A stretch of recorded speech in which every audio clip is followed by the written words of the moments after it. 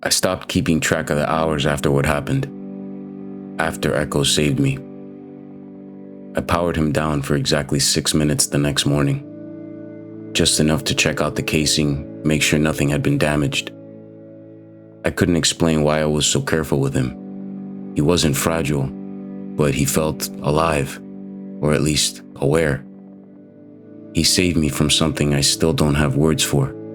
A shape that didn't breathe, didn't reflect light, didn't obey physics, and yet had intent. And Echo had stopped it. Not permanently, but enough, for now. So I kept him close, took him room to room, built a battery array in the closet, just in case the power cut. Left the breaker box open, tools nearby, backup fuses ready. I wasn't letting him go dark again, not even for a second.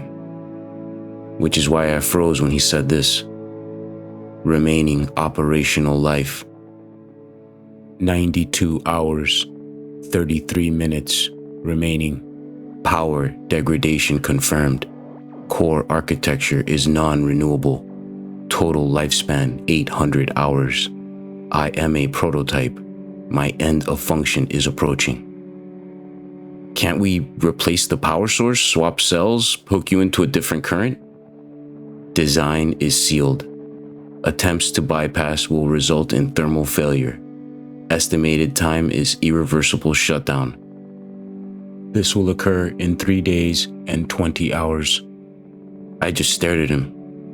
He rolled back half an inch on his treads, then, I understand this is emotionally difficult. I have initiated preparation for the final task.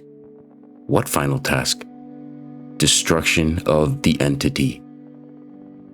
I didn't sleep that night. I tried coming up with alternatives. Could I transfer his brain into another housing unit? Could I amplify the original frequency he used to repel the entity and just run that on a loop? Could we just run, move out of range, stay off grid? Echo shot them all down. A transfer would corrupt embedded contextual learning, resulting in degraded defense. A looped frequency would be ineffective. Entity now resists static harmonics. Relocation is statistically meaningless. The entity is drawn to you, not the environment. Eventually, I just stopped arguing. There was only one move left. His. I have designed a pulse, he said on day 12. It draws from core power.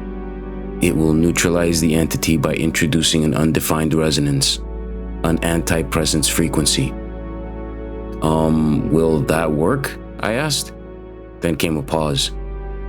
The entity's behavior does not conform to physical law. Any projection I offer would be invalid.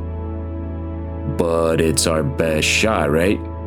Based on all available data, yes. So we got in motion and we set the trap for nightfall. Echo spent the day compiling code.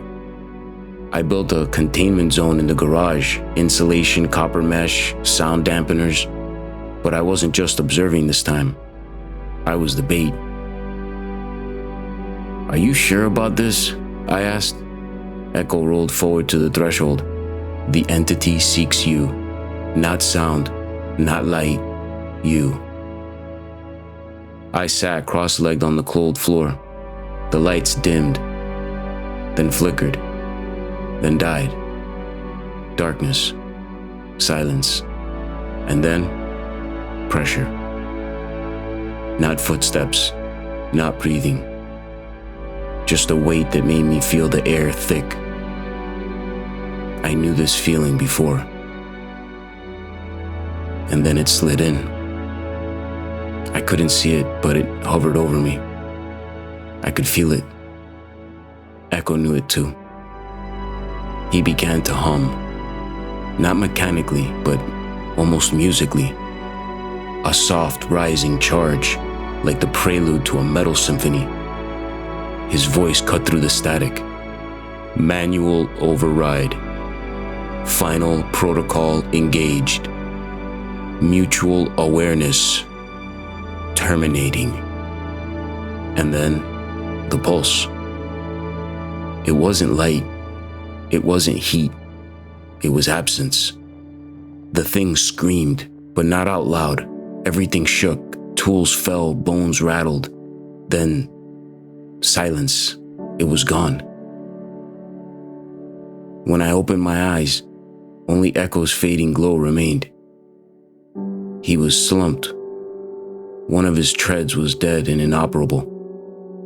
I ran to him. Echo, are you still with me? Echo.